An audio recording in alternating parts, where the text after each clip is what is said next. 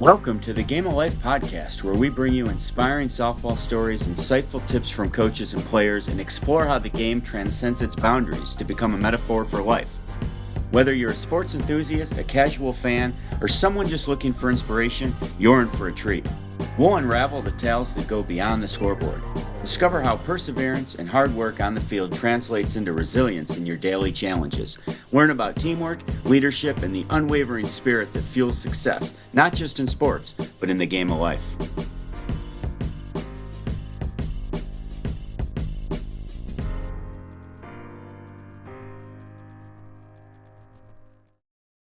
Another episode. Here How we you are. doing? Yeah, Good. How are you doing? I'm good. Long day. We just got back from our spring trip, 3 softball games, an MLB game. Big Sis got the bragging rights against us, but it was a great game, and I know our high school team really came together well on the trip, so we're looking forward to the rest of the season. How about Yeah, you? good. And for some context, my sister coaches at a high school in Virginia, and my dad's team went down over spring break and they went head-to-head Richmond matchup, and my sister took the dub. So just some context. But yeah, I'm doing good too. Nothing crazy. Just loving life, keeping busy, which I love. So doing well. Yes, and I know you're keeping busy. I wanted to touch base on a topic tonight, navigating relationships. Mm-hmm. Uh, I mean, it's far more than just softball and sports. Relationships are the foundation of everything. I mean, for a lot of reasons. And I think I shouldn't say people like I'm judging. Sometimes we take them for granted, and it's something you really have to work hard to maintain and to keep in good standing. What do you say? Yeah, I mean, I think the thing about relationships is sometimes we kind of get on autopilot or cruise control, whatever you want to call it, of all these relationships in my life. I think people forget that you have to keep fueling them. Like you have to give effort into the ones that you want to maintain. And I think, since moving away from home and a lot of my friends, that's something that I've learned as well. Like you have to put time into the relationships that you want. And also you have to lean on your friends a lot in different aspects of your life. So this is a topic I'm really passionate about, really excited about, and looking forward to diving into tonight. When you said something when you said moving away, right? Yeah.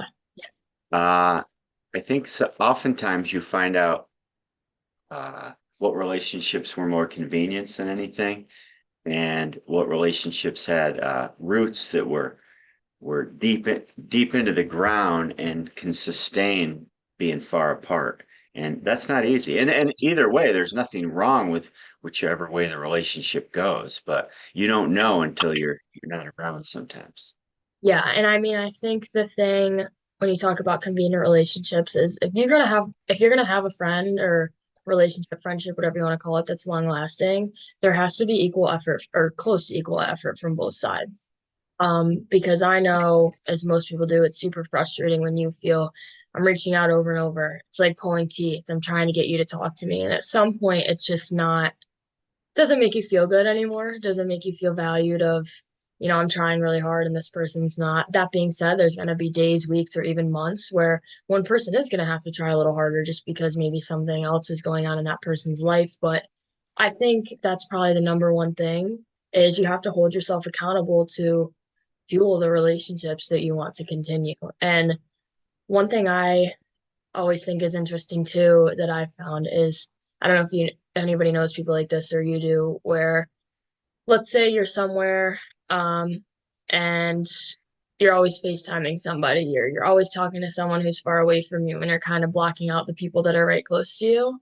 And then you go somewhere else and now you're FaceTiming the people you were just with and you're not talking to the people who you're in person with now. So I think it's almost like the thought of be where your feet are, like enjoy the relationships that are around you, but also give time to the ones who are far away from you. But I think it's important to be present with your friends in the moment too. I think I'm gonna sound old here, but like being on your phone all the time. Like if I go to dinner with my friends, I want to be present. I want to be with them. I want to hear about everything. I don't want, oh, let's FaceTime so and so at dinner and talk about that. Like that just makes me so mad. And I don't know how you feel about that. Well, I get busted for that sometimes when we've been places. You always tell me phones down, friends on, right? Or Yeah, exactly. phone- phones down, family on. Same Yeah, thing. Because yeah. it's so easy. I think because when you're looking through your phone, whether you're talking to somebody or texting or just scrolling, you're in complete control of that. Like the phone's not gonna talk back. The Yeah. phone's I'm the master of my phone. And when I'm in person and present with other people, it you it takes a lot of energy. You have to Hmm. be on. You have to be engaged. Uh, and that's difficult. I think that's why sometimes we fall towards the phone instead of being around in person with the people that we like so much. Agreed. It's harder to be present. I definitely agree, but it's also a lot more rewarding. And I think that's something hopefully people can take away from this and learn from is just try to be a little bit more present in your relationships because what I've found is that it helps them blossom and it helps them grow and you'll forge much more meaningful connections with people when you're present. What do you say? We've all had the friend, and if you don't understand what I'm about to say, well, then you're probably that person, you know, to people listening.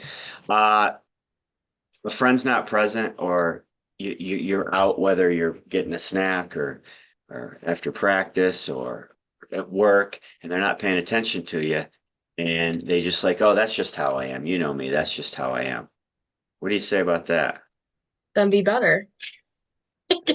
That's that's what I say. And I think that's something too. Like there's obviously everybody has strengths and everybody has weaknesses, right? Like some people are super outgoing, some people are loud, some people are more reserved, some people are XYZ, you know? And one thing though that just has never sat well with me is let's say I'm talking to you and you're in the wrong somehow. Like let's just say, God, I can't imagine this ever happening, but let's just say you're in the wrong, right?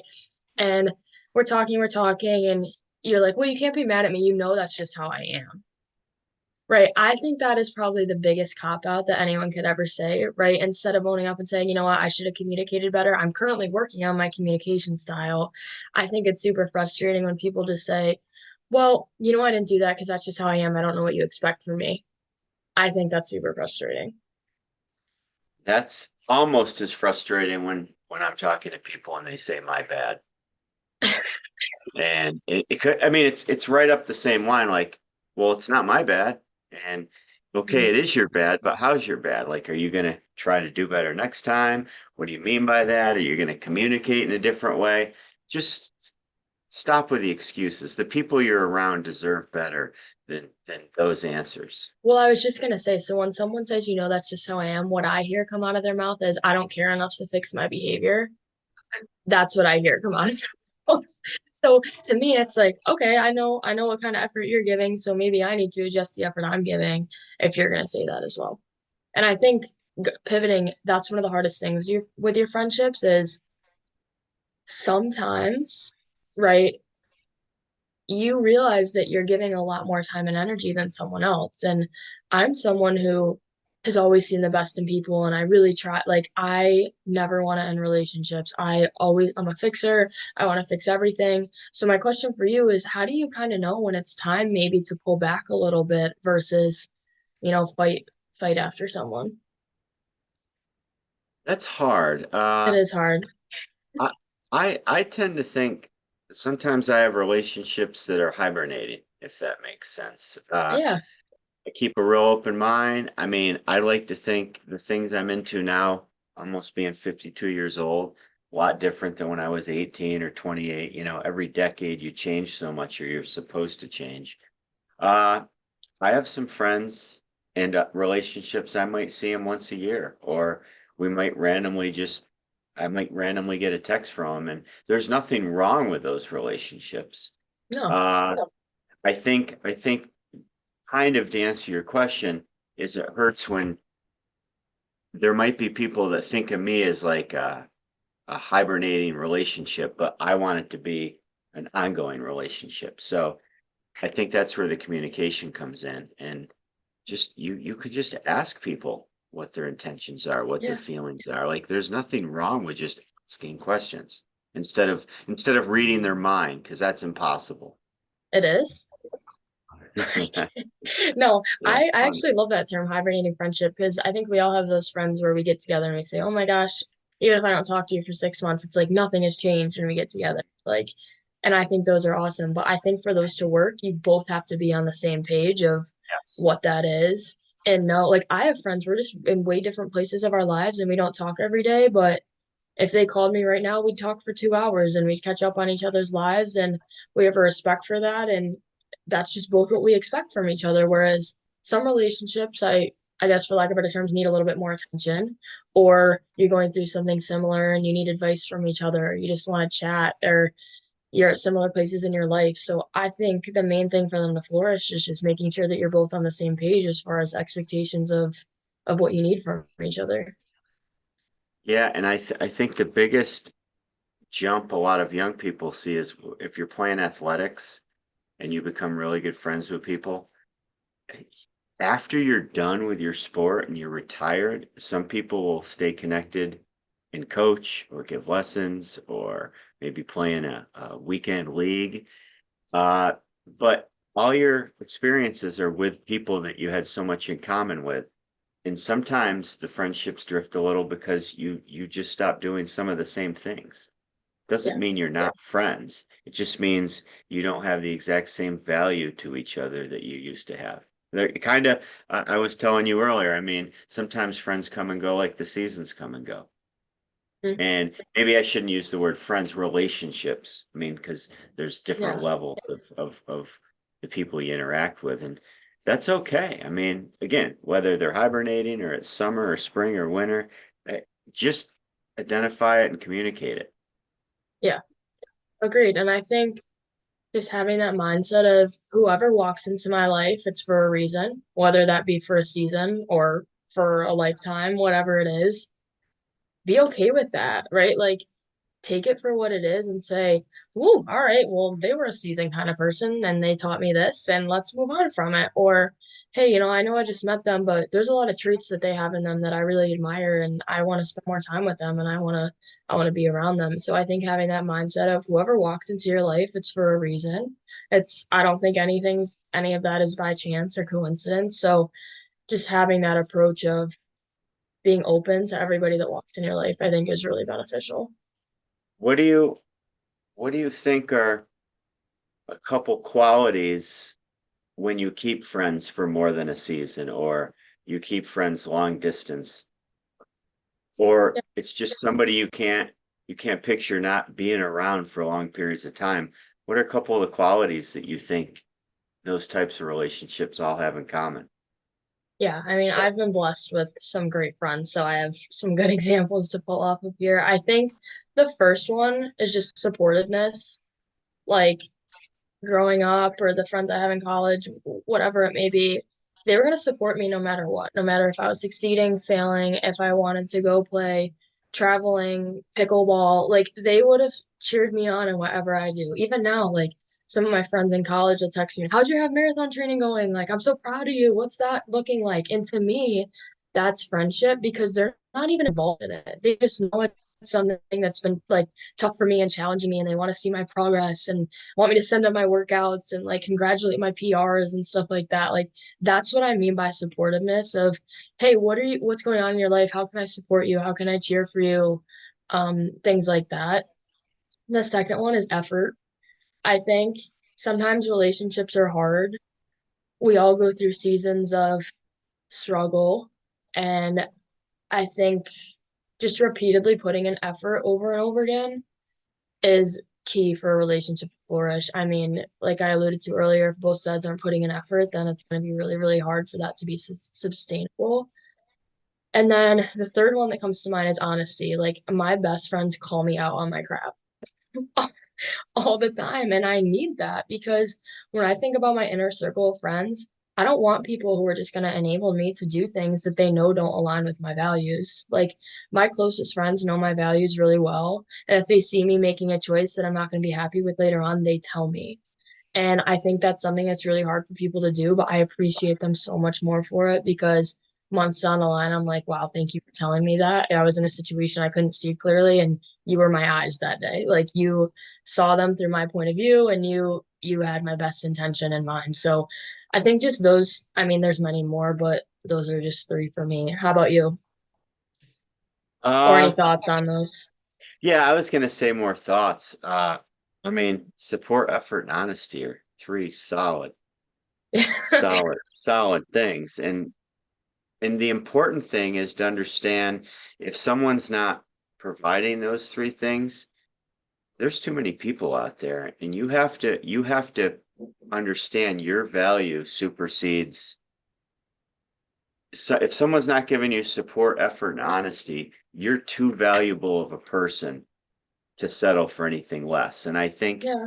I think people forget about that. Like, is your circle supporting you? Are they showing effort, right, and reciprocating, and are they being honest and calling you out on your crap? Or are you just there by convenience and are you the ones doing all the work? So you have to make sure you value yourself in every relationship. So it goes both ways, if that makes sense. No, yeah, I completely agree. And I think sometimes people see that as selfish, and I did for a long time of like, you have to think like it is a privilege to be a part of your life. That's what you kind of have to think. And also, when you're a friend, you need to think like that. Like, it's a privilege to be a part of my friend's life. Are my actions aligned with that thought process? Like, am I adding value to their life? Am I making them a better person? Am I pushing them harder? Am I just kind of coasting along and there for their success? And whenever I feel like talking to them, whenever I want something, or am I texting? Like, my favorite thing when my friends text me just randomly, it could be the smallest thing. Like, think when someone texts you and says, "Hey, I'm thinking of you. I hope you're doing well." That is so little. You could do that to one person every day, and that maintains so many relationships because next thing you know, hey, let's talk soon. Let's call each other soon. Oh my gosh, I don't think I told you this big event in my life. Like, that is a lifeline for so many friendships, I think. Yes, those types of little acts of kindness, I think that's where true happiness comes from. Uh, if you're doing that and genuinely caring about the success and well-being of other people, uh, it gives you a perspective that you cannot have if you're just always thinking of yourself. So, Yeah. I mean, you talk about being selfish. I mean, having good relationships is about as selfish as it can get because it's going to provide more happiness for you than to just always wondering why people aren't doing what you want them to do. I mean, And reach out, support, go ahead. no, I was gonna say, and I think playing devil's advocate, it's selfish not to have good friends because by having good friends, I'm in an inner circle where they're going to push me to be a better person so that I can make a bigger impact on the world and I can help more people. So, what right do I have not to have good friends? Because they're what's going to make me better. And I think we'll talk all the time about what's your inner circle look like because that's who you're going to become. And I think that's so true. And I actually saw a quote today that I really liked. It was like, you're if your inner circle is filled with people who aren't making you better, it's not a circle, it's a cage. And I I laughed at it, but I was like, that's actually really true. If they're either helping you grow or they're keeping you the same.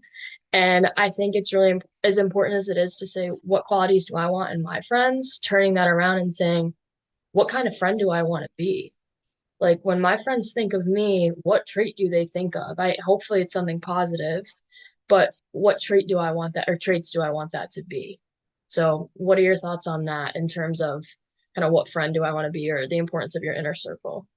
Well, I like the circle and cage. Circles can keep expanding, right? And Mhm. when I think of a cage, I think of something constricting. I Yeah. always use that and I always use that analogy of the dog in the invisible fenced in yard.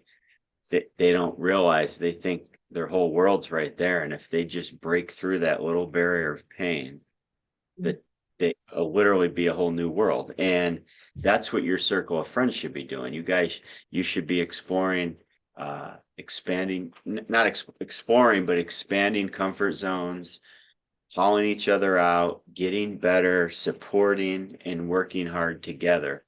And I love that because I do not, if your circle's a cage, that's happening. So that was So, a I guess what do you really do? good analogy. So, so, so let's say you do identify that maybe you're kind of more in a cage situation than an expanding circle. What do you do? Like that's the first step, right? Is analyzing that you're there. But what do you do? I Do you mean, you do you ghost people? That's my pet peeve. I mean, no, I know what I would do. I mean, if you can try to include your relationships or Mhm. your friends in the new things you're doing, if you're starting a new business and your friends aren't on board with that or any relationships not on board with that, well, then it's time. Then what's going to happen is naturally you will start spending less and less time together. So you can try to bring your relationships along with what you're growing with, accomplishing, the new things you're trying to do. If they don't come along, I think they just go into hibernation in the worst type of way. And you'll Yeah, and find you'll find new ones. You'll find new relationships, and 100%. and weird analogy because everybody knows that's what we like to do, but I kind of think about it like a string, right? If you're holding a string, if I start to go this way, my friend's either gonna come with me or they're gonna let go, right? And by coming with me, that doesn't mean they're doing exactly what I do, but it just means they're supporting me. And I think sometimes what's hard is if they let go, then we come back. Oh, pick it back up again. Let's go. Yeah. Then we keep coming back instead of just letting them let go.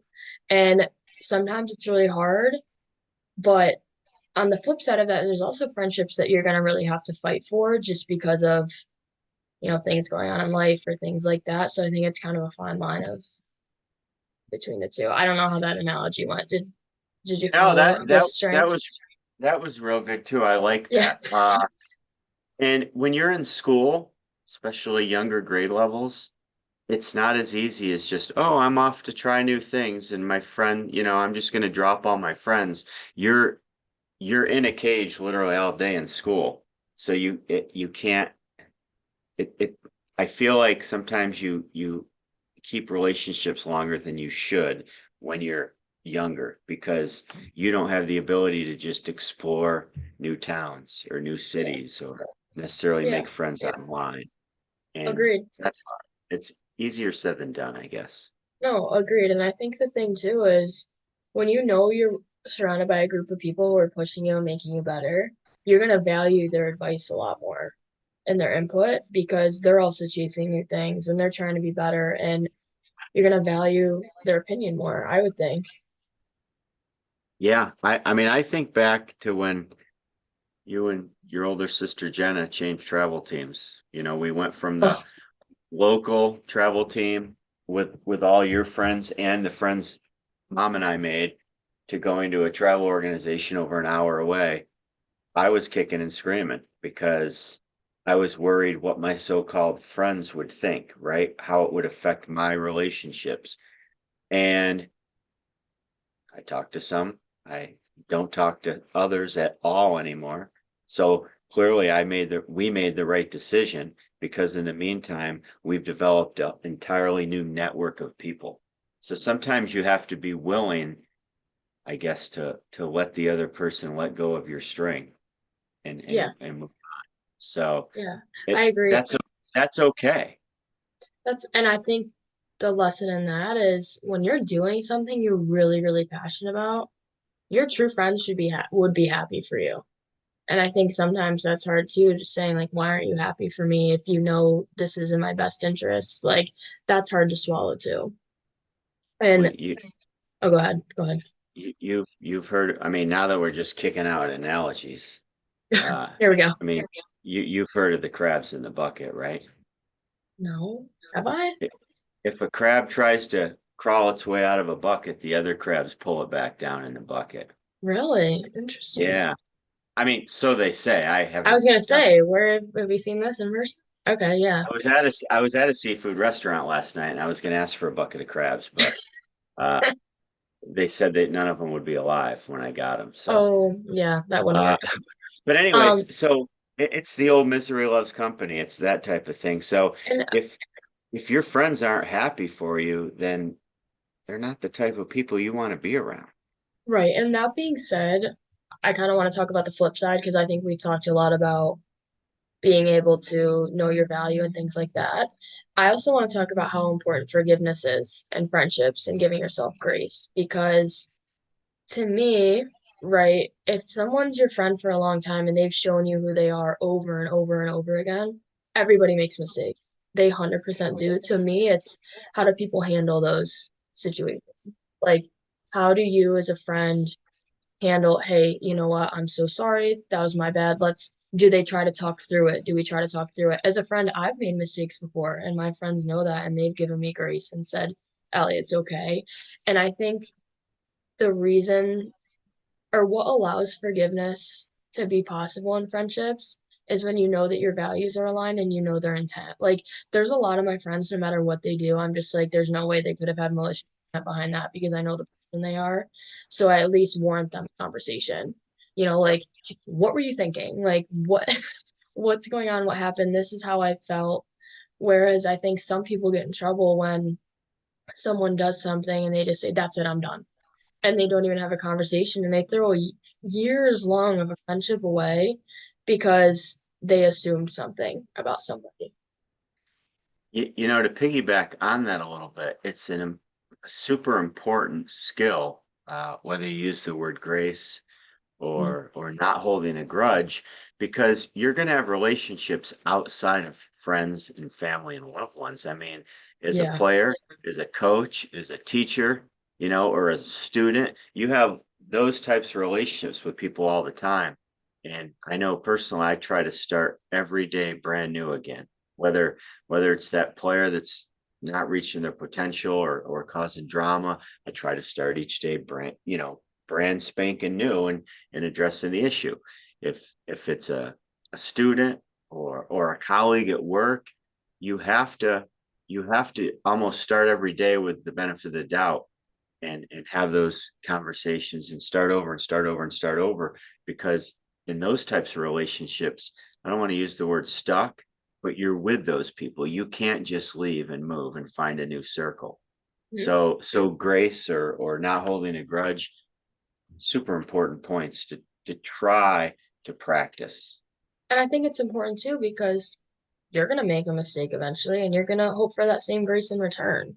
So I Yep. think it's really easy to not want to forgive when you're on that flip side of it, but you're going to make a mistake too, and they're going to remember how you handled it as well. Well, it's like anything. A good leader is going to lead when things aren't going their way. A good friend or a good colleague or a good coach or teacher, they're going to continue to show that grace when it feels like the other person's not receiving of that at the time, but you have to do that to Right. continue on. And I think one of the most interesting things about friendships is when something kind of, I don't want to use the word bad, but not ideal happens, the lack of communicate, like people just isolate themselves and then don't talk about it and just hope it goes away. But it won't, like it won't. It won't. So to me, it's so important because if you're truly friends with someone, it should be easy to talk to them. You talk to them all the time to just say, hey, can we talk about this real quick? And then move on. But instead, we let things linger and then they become this mountain of an issue that stems from one little thing. So, Yeah, it's kind of human nature. Golfers do that all the time. They don't practice, and then they just expect all their bad habits to go away. But you have to confront them head on, just like when you're talking to another human being. yeah.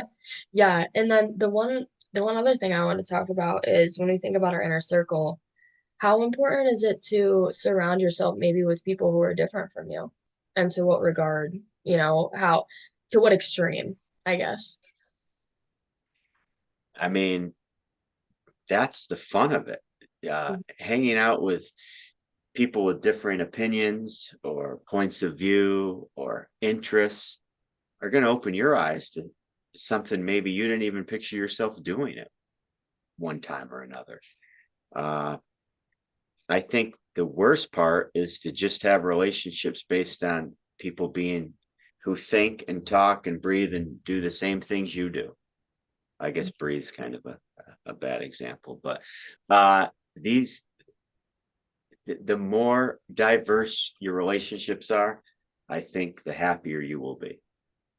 I completely agree. And going back to when you asked me what I think of when I think of my good friends, another one just came to mind, and I think that's like direction or advice because I think when you think about friends, they're just someone you're talking to, right? Let's say I come to you with a problem and talk 10 minutes and you can tell it's really weighing on me and we get done talking and you say, yeah, that sucks. I don't know what to tell you.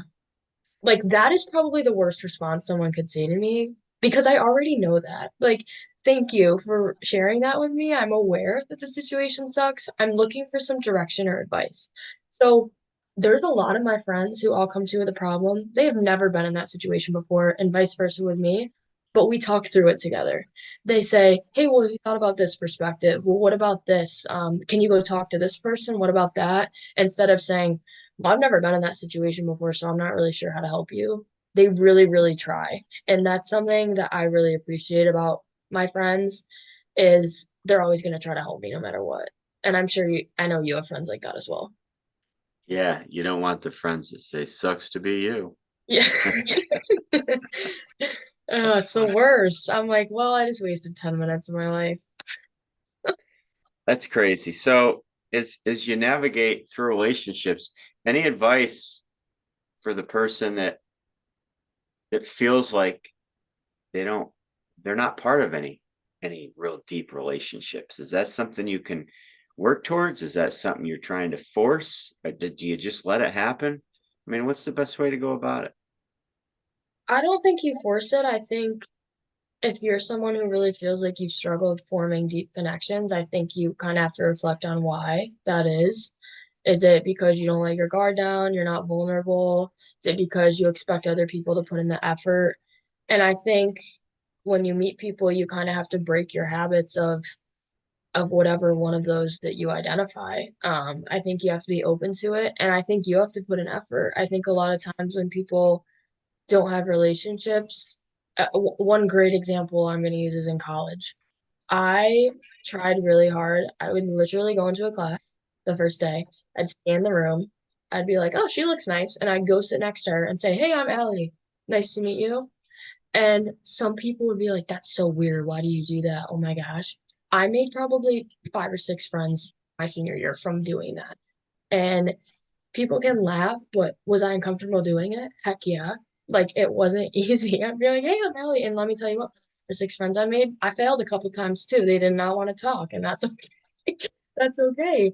But you have to put yourself outside your comfort zone and make an effort with the relationships. And I've learned that more and more even after college of you really have to put in an effort to form meaningful connections with people. That's super interesting. It's How about amazing. yeah, how about you? Well, I mean, uh, I do that all the time if I'm either at a golf course or at a restaurant or anywhere. I'll be getting coffee in the morning and I just ask the person how their day's going. And we strike off a conversation. And I wouldn't say they're like friends for life or BFFs all of a sudden. But every day I go in there now, we both start asking each other more meaningful questions, like we truly care how their day's been, or uh, truly share something exciting that's happening instead of just wandering through life. I mean, I think those interactions, relationships, potentially anytime you talk to another human being. Mhm. So why not have valuable relationships in all you do, whether you're getting coffee or sitting down at a class, instead of just isolating yourself? That's not happiness. I couldn't agree more. And I think one thing also that limits people is they go into talking to someone thinking it needs to be some sort of transactional relationship. Like, what can I get from you? Instead of let's just enjoy talking to each other and see where it goes. They talk to you for 2 minutes and say, I don't know what I could get out of you. Like, we don't have anything in common. I think that's a big mistake. Well, but that's where supporting and cheering others on or rooting for people.